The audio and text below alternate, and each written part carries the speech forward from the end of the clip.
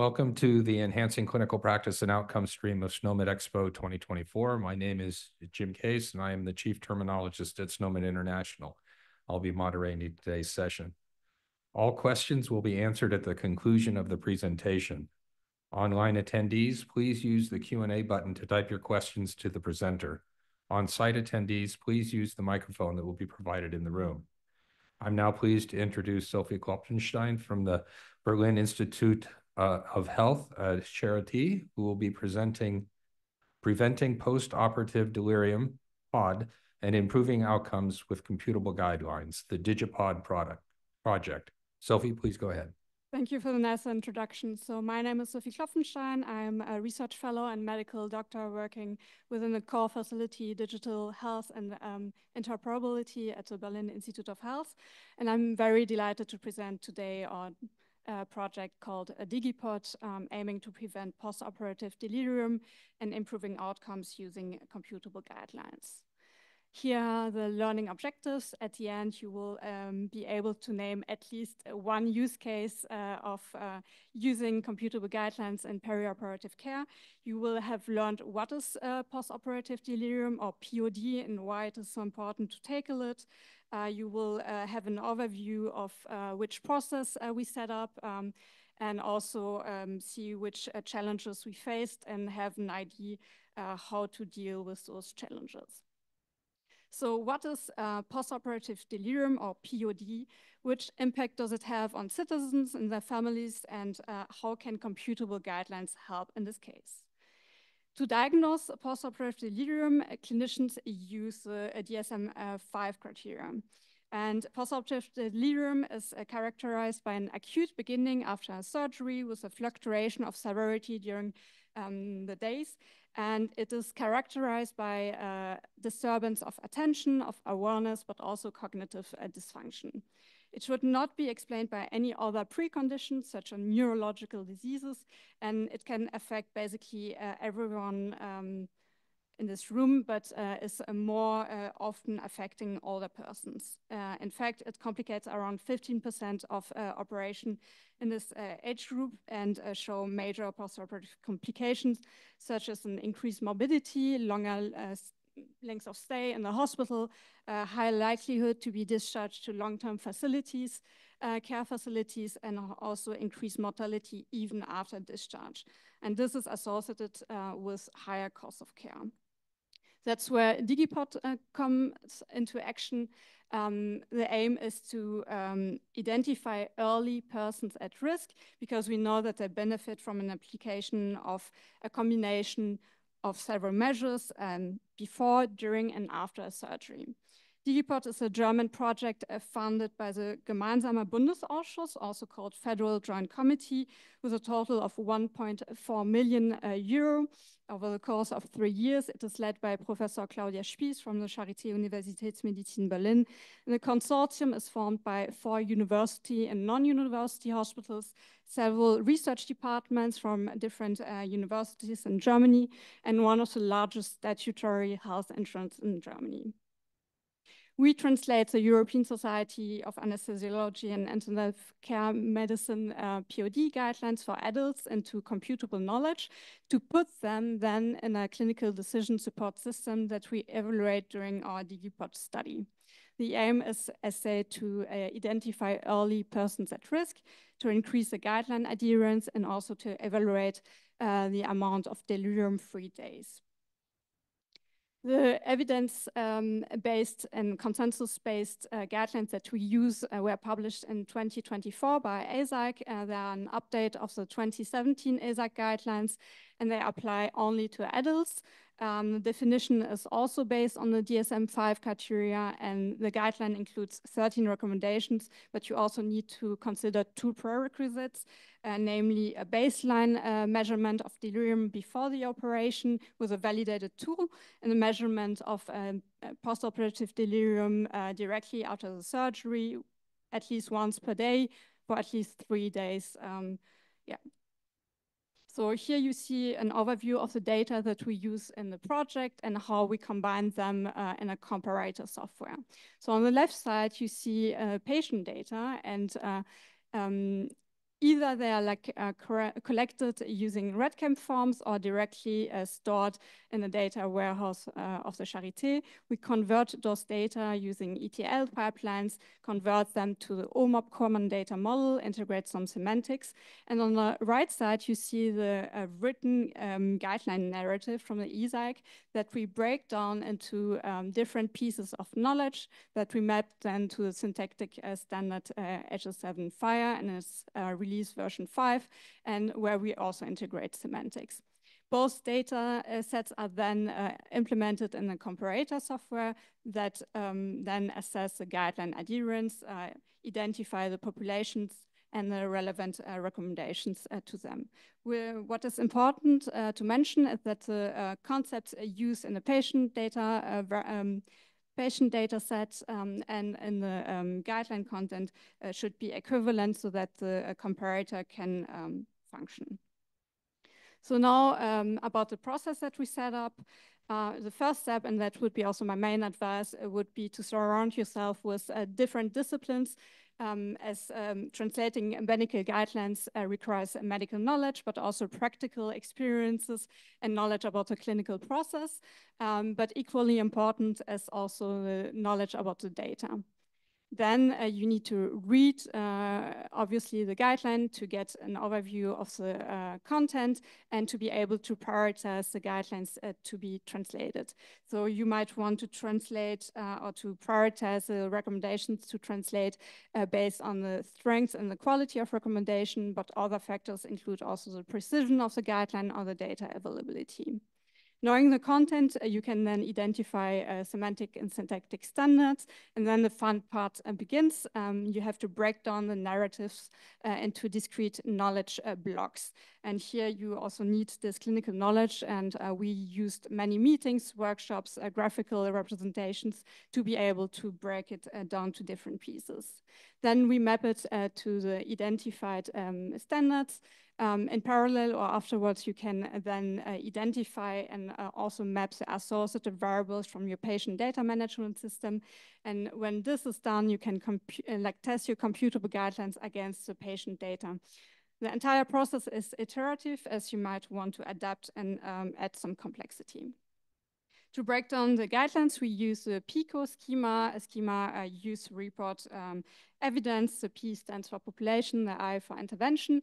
And we use an implementation guide, which was developed and published in a former project, which is called Clinical Practice Guidelines on Evidence-Based Medicine on FHIR guideline or implementation guides. So it combines two implementation guides, the CPG on FHIR and the EBM on FHIR IGs. We define a population by creating a profile of the evidence variable resource called recommendation eligibility criteria. The intervention is mapped to an activity definition profile called recommendation action. We use a plan definition profile called recommendation plan to tie both like the population and the intervention. And this is then placed into a collection, also a profile of plan definition that will be consumed then like by the comparator to assess the guideline adherence. Here's an example of a population from one recommendation of the ESAIC guideline. You have to evaluate several risk factors preoperatively, and we already know that the guideline only apply to adults, so we use the SNOMED CT concept current chronological age with a value range of 18 years and more. We know that it is before surgery, so we call it a surgical procedure, and we define in our hospital that this assessment should be done at least 42 days before the surgery and at latest at 10 p.m. on the day before surgery. The same recommendation, now the interventions. We basically model 4 different activity definitions, one to document the age, one in the other class, one for the Charleston Comorbidity Index, and one that documents a mini-COG score. In the recommendation, it is written mini-mental state examination, but obviously this assessment requires a license. It's not free of charge, and the mini-COG is also suitable to screen patients. We even added more complexity because we decided that a positive mini-cog assessment would require further assessments. All the interventions in population are then placed into a recommendation plan, and this one is then placed into a recommendation collection.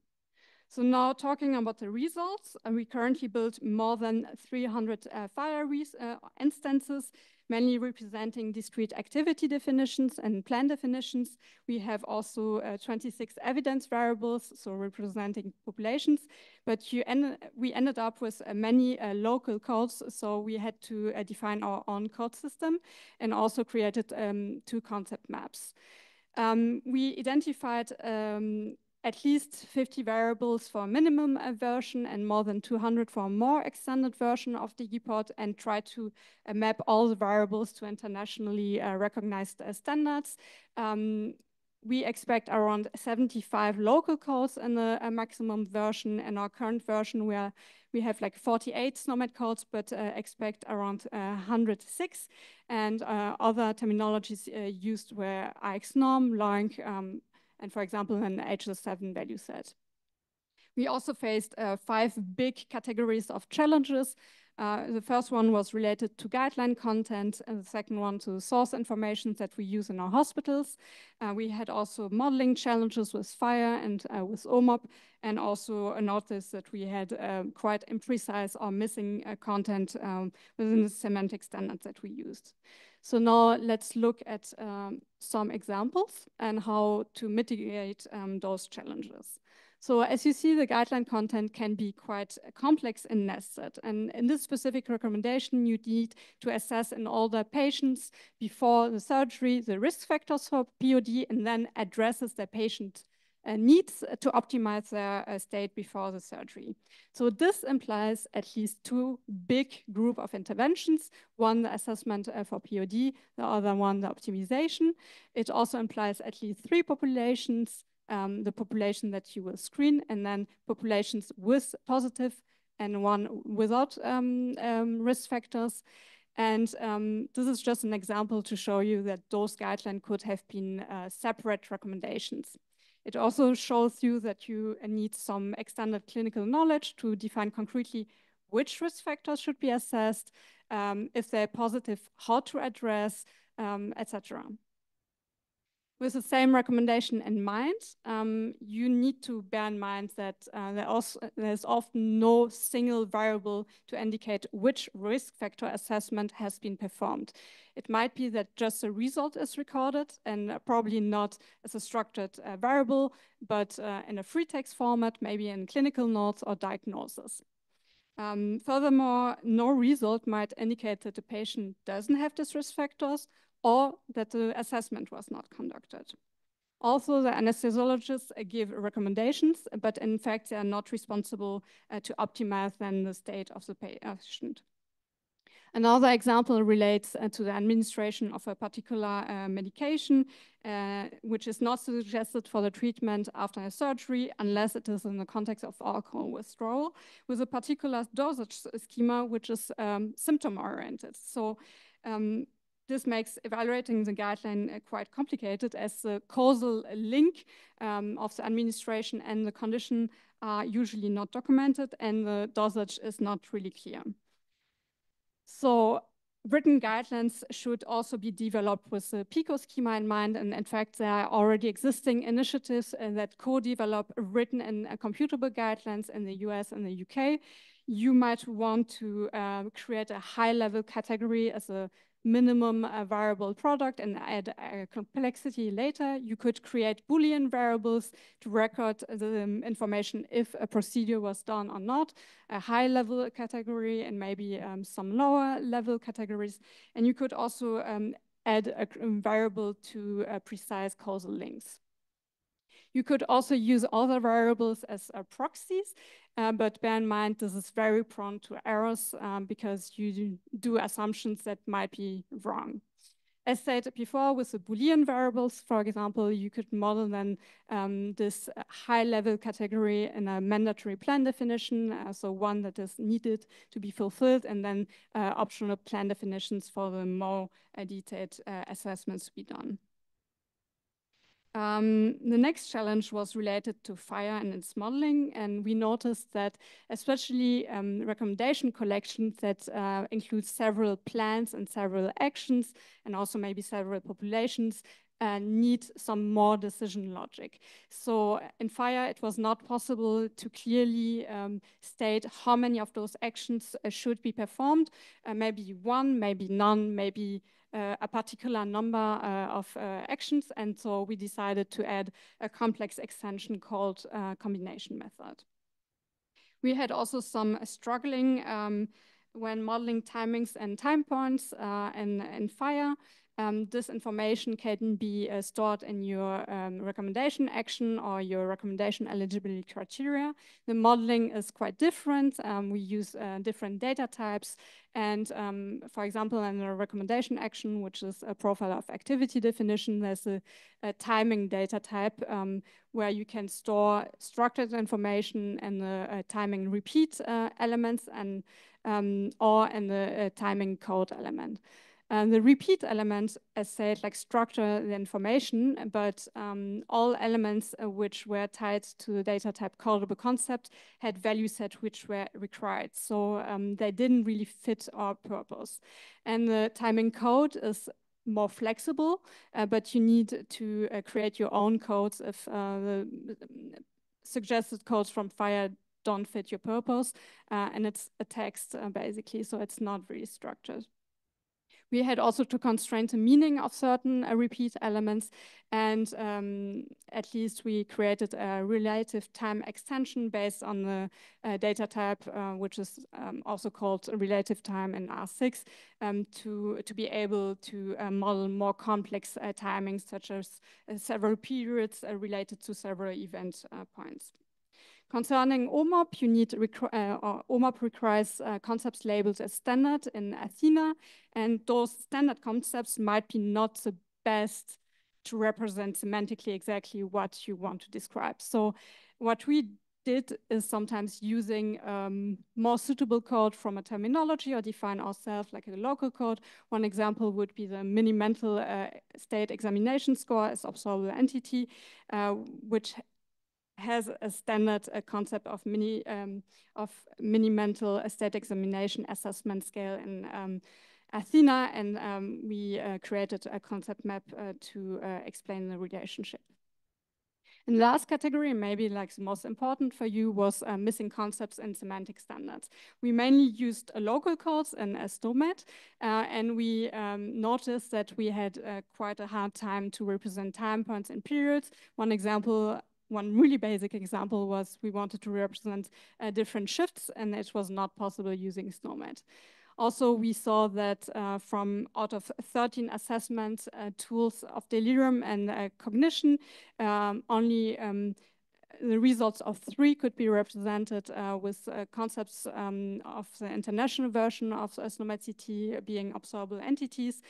2 were only in the UK version, and all the others needed to be local codes. We also saw that there are like some discrepancies or inconsistencies in the modeling. So you might have the observable entity, but not the related assessment scale and procedure, or the other way around. And last category where we had also struggles were to define concrete procedures to assess risk factors, but also the concrete and actual risk factors. So to conclude my presentation and give you an outlook of our study, we currently model 10 recommendations and true prerequisites in a stable version using FHIR and OMOP. We tried to map all concepts using standards, but we ended up with a big amount of local codes, which might impair the interoperability and also lead to several content requests. We might add some granularity at a later stage, and we still have some challenges to solve, especially related to the information systems and documentation, but we think that the implementation guide that we use is quite suitable to represent a complex guideline. And about the study, we are currently recruiting control persons for the Digi-POD study. We expect the intervention to start in November. And if Digi-POD demonstrates an increase of delirium-free days, the tool might be integrated in the care process. Additionally, project partners are currently developing a clinician-friendly interface so that they can easily code themselves recommendations with already semantically annotated knowledge blocks that they can choose of. And with that, I want to acknowledge the financial support of the Gemeinsamer Bundesausschuss. I want to thank all my co-authors and the project partners, and especially you for your attention.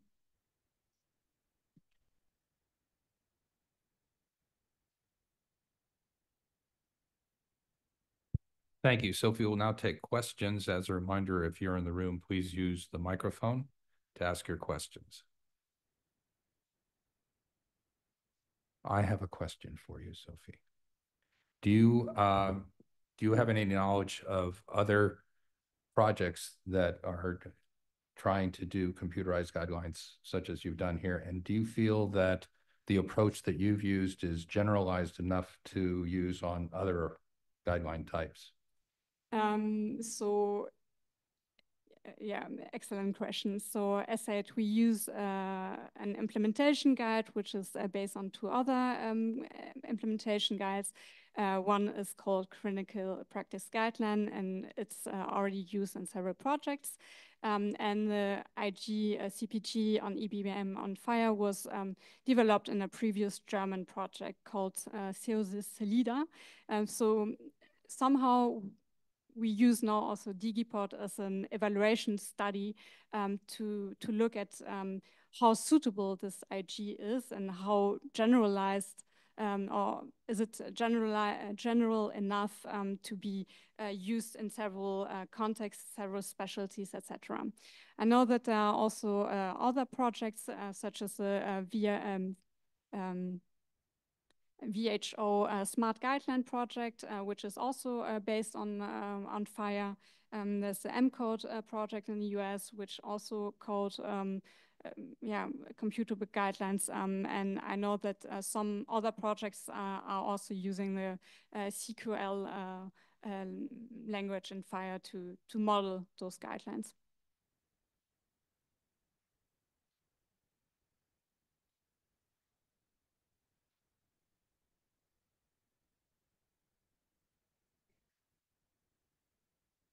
Is it? Yeah. Thank you. That's really interesting. I was just interested in the choice in DSM-5 and if that's used extensively in Germany. I wouldn't be able to respond to this specific question, but I know that is what is used to assess delirium, at least in Germany, and to assess delirium, but also post-operative delirium. I'm not sure if it's extendedly used in other contexts, but for this particular use case, yes. Thank you. And I mean, it's not just Germany, because as I said, the European Society of Anesthesiology and Intensive Care Medicine also use the DSM-5 criteria to assess delirium. So, oh, that's good to know. Yeah. Thank you. Thank you.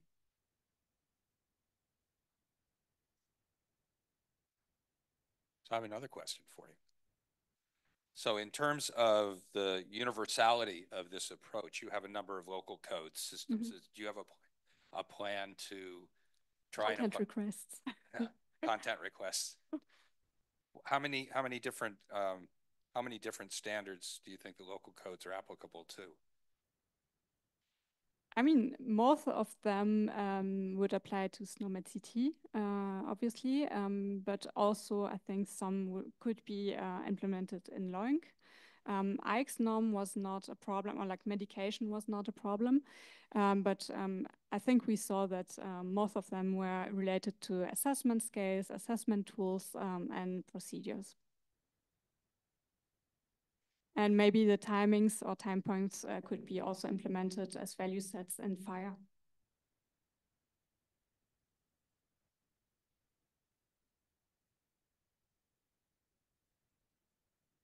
I was wondering, Sophie, how much data you have, and do you have further plans for data sort of assessing the outcomes of the interventions based on these guidelines, the actual efficacy of the interventions?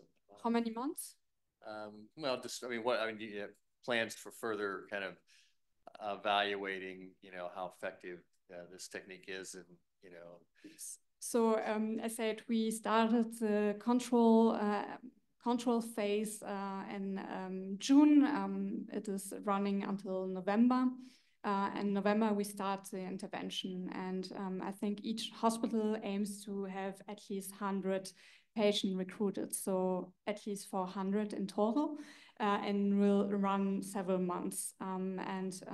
Based on the study, there will be, as I said, like the amount of days with or without delirium is one of the primary endpoints, but also like the Department of Economics will, for example, evaluate the cost of care or like the length of stay, etc. So it will run several months, and the entire study is running 3 years. Yeah. So you'll have some further data on that to share with us later. Hopefully next year.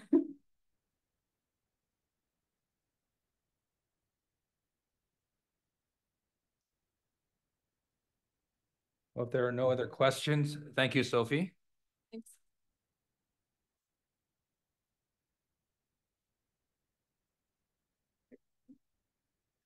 With that, we will conclude this block of sessions, and we'll resume our sessions tomorrow at 9 a.m.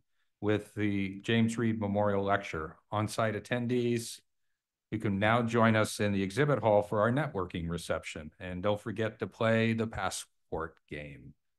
Thank you all very much.